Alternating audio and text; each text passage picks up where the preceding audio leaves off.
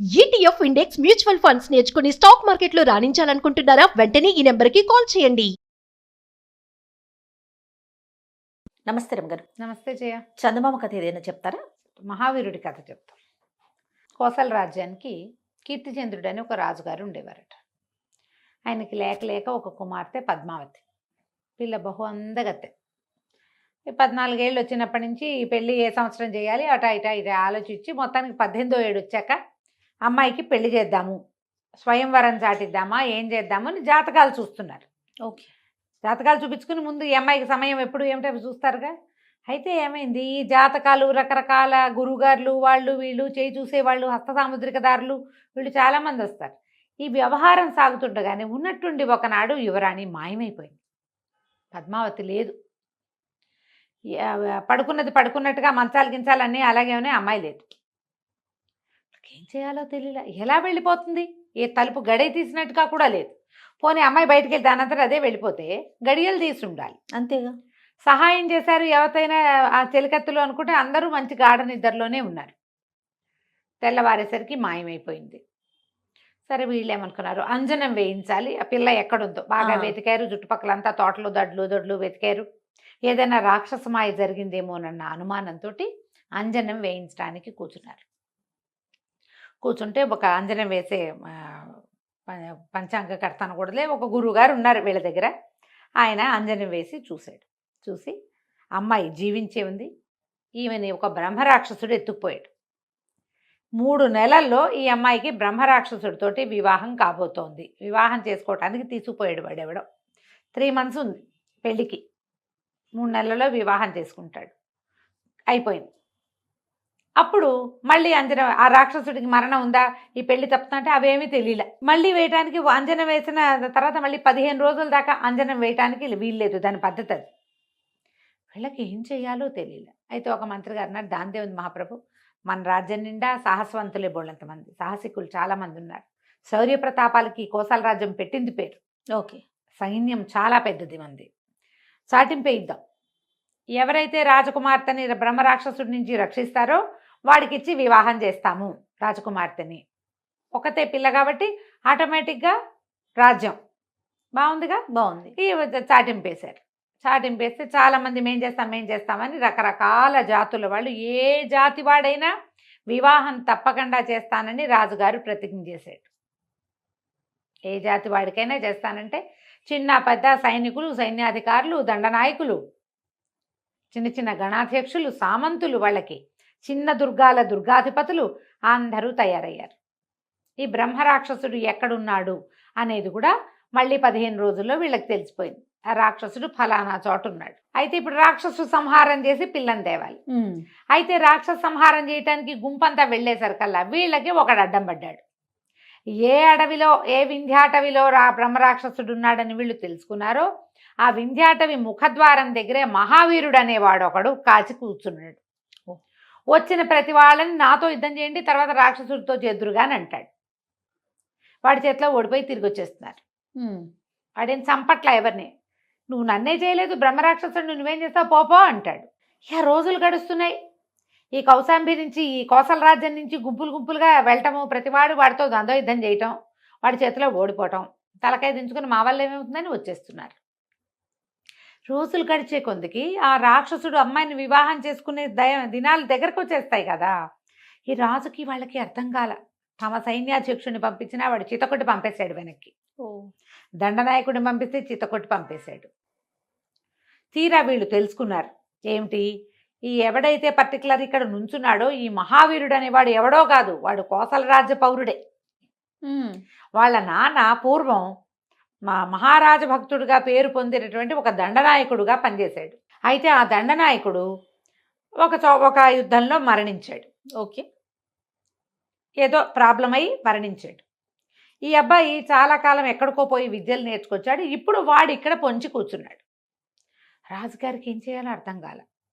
అక్కడి నుంచి వాళ్ళ అమ్మ ఎక్కడుందో వెతుక్కున్నారు. ఆవిడ కోసల రాజ్యంలోనే ఉంది. ఆ అమ్మ దగ్గరికి వెళ్ళారు. వెళ్ళి మీ వాడు రాజద్రోహిగా ప్రవర్తిస్తున్నాడు, రాజకుమార్తెను తేవటానికి వెళ్ళిన వాళ్ళందరినీ అడ్డుకుంటున్నాడు, వీడు సరైన వాడుగా ప్రవర్తించట్లేదు, నీ భర్త రాజభక్తుడు, చివరి ఏదో ఇబ్బంది అయ్యి అతను మరణించాడు, ఊరు పేరు లేకుండా పోయాడు, వీడు కూడా అలాగే చేసేలాగా ఉన్నాడని రాజుగారు అనేసరికల్లా ఆవిడ కాదు కాదు మహాప్రభు, మావాడు మహారాజ భక్తుడు, మామూలు భక్తుడు కాదు, మహాభక్తుడు వాడు. అసలు రాజ్యానికి చెడుపు తెచ్చే అడ్డ పేరు తెచ్చే పని చెయ్యనే చెయ్యడు, అలాంటి వాడు కాదు. వాడికి పరమ రాజభక్తి, చాలా రాజభక్తి. వాడు ఇలా చేయటానికి ఏదో కారణం ఉండుంటుంది. ఏం కారణం ఉందో తెలీదు.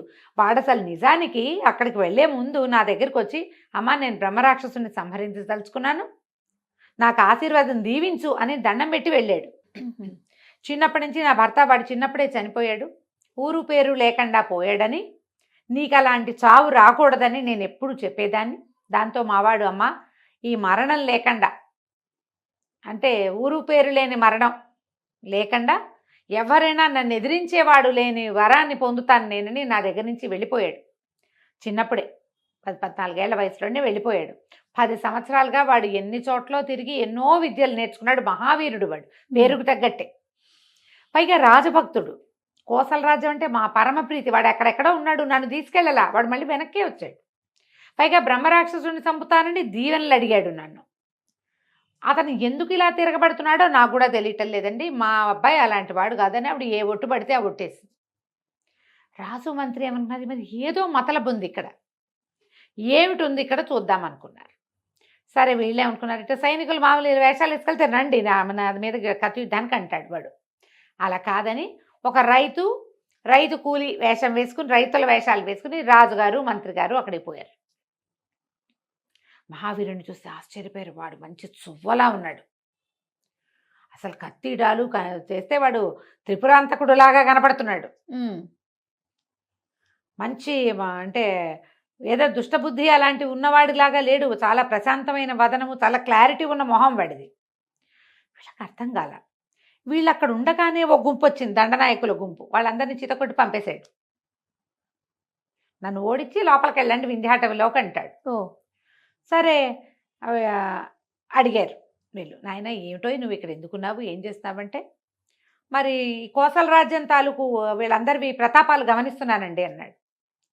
గమనిస్తావు సరే, గమనించడం ఎందుకంటే అది కాదండి, నేను ఇక్కడ వెయిట్ చేస్తున్నానా, వీళ్ళందరూ వచ్చారు, ఒక్కొక్కళ్ళు వస్తున్నారు, వీళ్ళు నన్నే మానవుణ్ణి జయించలేకపోతే బ్రహ్మరాక్షసుని ఎలా జయిస్తారు?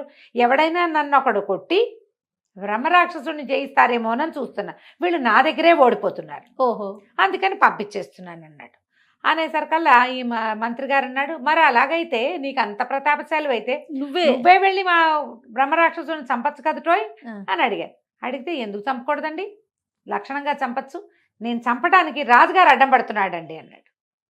వీళ్ళకి అర్థం కాదు, రాజు అడ్డం పట్టం ఏమిటి, రాజు చక్కగా పిల్లనిచ్చి పెళ్లి చేస్తానన్నాడు కాదు అన్నాడు కదా, అనేసరికి అదే కదండి సమస్య, నా సమస్య అదే అనేసరికి వీళ్ళకి అర్థం కాలేదు. ఏమిటి నీ ఉద్దేశం ఏమిటి, నువ్వెందుకు చంపవు బ్రహ్మరాక్షసుడు అంటే, ఆయనేమో పిల్లనిచ్చి పెళ్లి చేస్తానన్నాడండి, నాకు ఆ పిల్ల వద్దు, అందుకని ఇక్కడ వేచి ఉండి వీళ్ళందరూ చచ్చిపోవటం ఎందుకు, ఎవడు నన్ను జయించగలడో వాడు బ్రహ్మరాక్షసుడిని కూడా జయించగలడు, ఎందుకంటే నేను ఒక ముని వల్ల వరం పొందాను, నన్ను ఎవ్వరూ ఎదిరించలేరని, నన్ను ఎదిరించగలిగిన వాడే వాడిని చంపగలుగుతాడు.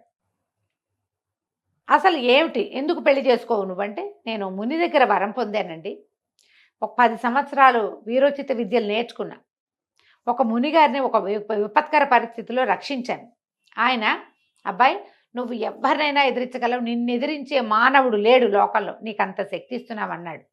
అయితే నువ్వు మానవాతీత శక్తిని కూడా నువ్వు జయించగలవు, కానీ నువ్వేదైనా మానవాతీత శక్తిని అంటే ఈ బ్రహ్మరాక్షసులు, పిచ్చచ్చాలు, దయ్యాలు, గంధర్వులు, యక్షులు, కిన్నరులు, కింపురుషులు ఉన్నారు కదా, అవును, వాళ్ళని ఎవరినైనా నువ్వు జయించాలంటే నీ తల్లి దీవెన అవసరం. నువ్వు 10 సంవత్సరాలుగా మీ అమ్మ చేత అన్నం తింటలా, నువ్వు బయట ఉన్నావు, మానవుడికి ప్రధాన రక్ష వాడి తల్లి దీవెన. కాబట్టి నువ్వు ఎవరినైనా మానవాతీత శక్తిని చంపాలంటే, ఎదిరించాలంటే మీ తల్లి దీవెన కాళ్ళకి దండం పెట్టి వీళ్ళని జయించటానికి నాకు అనుజ్ఞివ్వు, దీవెనివ్వు అని మీ అమ్మతోటి అనిపించుకుని అప్పుడు వెళ్తే నువ్వు రాక్షసులను కూడా జయించగలవని చెప్పారు. నేను ఆ వరం పొంది తిరిగి వస్తూ ఉండగా ఒక దొంగల గుంపు ఎదురైంది.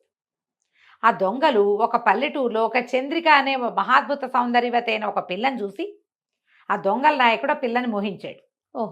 ఆడ పెళ్లిలో కొలగొట్టారు. ఓ పెళ్లిని కొల్లగొట్టడానికి వెళ్ళారు దొంగలు, బందిపోట్లు అలాగే కదా అదేగా, వెళ్తారు. ఆ ఊళ్ళో పెళ్లి ఉందనగంటే అంత పడిపోతుంది దండంతా. పెళ్లిలో ఉన్న వాళ్ళందరినీ చావగొట్టి చెవులు మూసి అందరూ బంగారాలు పెట్టుకుంటారు పెళ్లిళ్లలో. సంపద ప్రదర్శన జరుగుతుంది. మొత్తం సంపద అంతా కొల్లగొట్టి ఆ పెళ్లి కూతురు అద్భుతంగా ఉన్న ఒక పల్లెటూరి పిల్ల చంద్రికని చూసి దాన్ని పెళ్లి చేసుకోవాలని నిశ్చయించుకుని, పెళ్లి చేసుకోవడానికి కన్యాదానం చేయడానికి వాళ్ళ అమ్మని నాన్నని కూడా తీసుకుని పెళ్లి చేయడానికి పురోహితుడిని కూడా తీసుకుని వెళ్తున్నారు. శభాష్. ఆ పిల్ల గోలుమని ఏడుస్తోంది వీడిని పెళ్లి చేసుకోవటానికి, ఆ దొంగ వెధవని. అక్కడి నుంచి వాళ్ళ అమ్మా నాన్న కూడా దుఃఖిస్తున్నారు. పురోహితుడు నెత్తి మీద చేతులు పెట్టుకుని ఉన్నాడు. ఎప్పుడైతే వాళ్ళు ఎదురుపడి వీళ్ళు ఏడుస్తున్నారో ఈయన ఈ కుర్రాడు మహావీరుడు తన శక్తిని పరీక్షించడానికి ఆ పెద్ద పెద్ద మంచి బ్రహ్మాండమైన పర్సనాలిటీస్ ఉన్న ఆ దొంగల దండుని ఎదుర్కొన్నాడు. చెప్తున్నాడు అనమాట, దొంగల దండులో ఉన్న 40 మందిని చావగొట్టి చెవులు మూసాను నేను. ఓకే.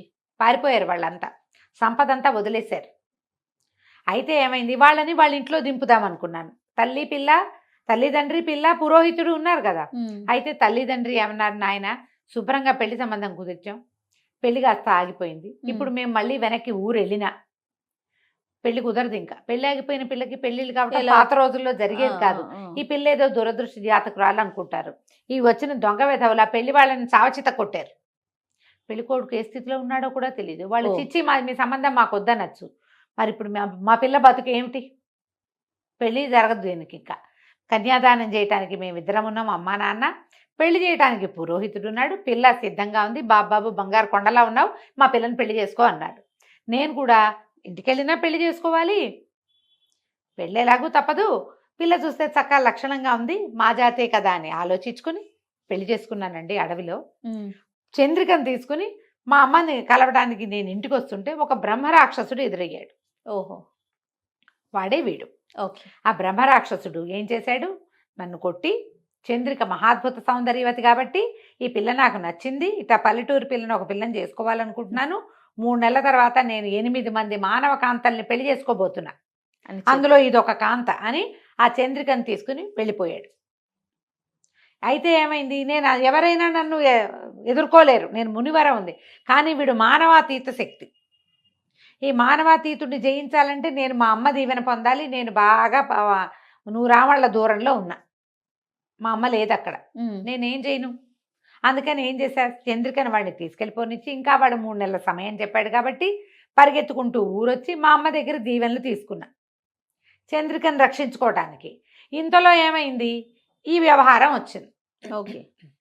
ఈ వ్యవహారం వస్తే రాజుగారు ఏం చెప్పారు, ఎవరైతే బ్రహ్మరాక్షసుని సంహరిస్తారో వాడికి తన కూతుర్ని ఇస్తానని చెప్పారు. నేనేమో కోసల రాజ్య పౌరుణ్ణి, రాజాజ్ఞ శిరోధార్యం. ఓహో.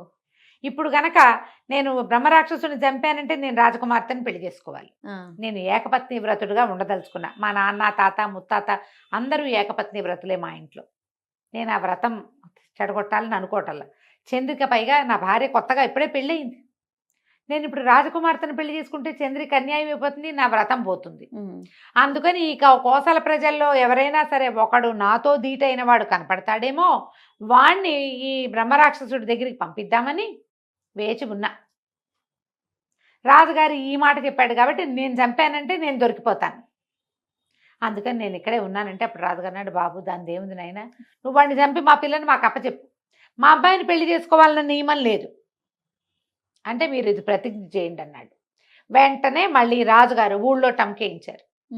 ఎవరైతే బ్రహ్మరాక్షసుని చంపి రాజకుమార్తెని రక్షిస్తారో వాళ్ళ శౌర్య ప్రతాపాలకు మించి తగిన ఉచిత రీతిని గౌరవిస్తాము, రాజకుమార్తెని వివాహం చేసుకోవాలన్న నిర్బంధం లేదు అని మళ్ళీ ప్రకటన చేస్తే ఈ వీడు మహావీరుడు వెళ్ళి ఆ బ్రహ్మరాక్షసుడి దగ్గర 8 మంది ఆడపిల్లలు ఉన్నారు.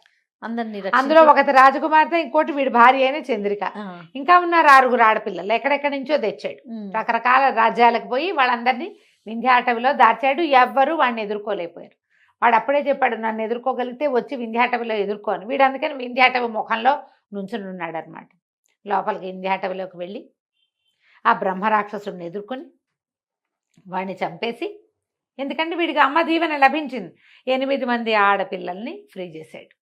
తన భార్యను తను తెచ్చుకుని రాజకుమార్తెని సగౌరవంగా మహారాజు దగ్గర చేర్చాడు. మిగతా 6 పిల్లల్ని ఏ రాజ్యాల వాళ్ళనో కనుక్కుని రాజుగారే ఎవరిళ్ళకి వాళ్ళని, పెద్ద పిల్లలు కదా పెళ్ళిడు పిల్లలుగా, సగౌరవంగా ఆడపిల్లల్ని పంపించేశారు.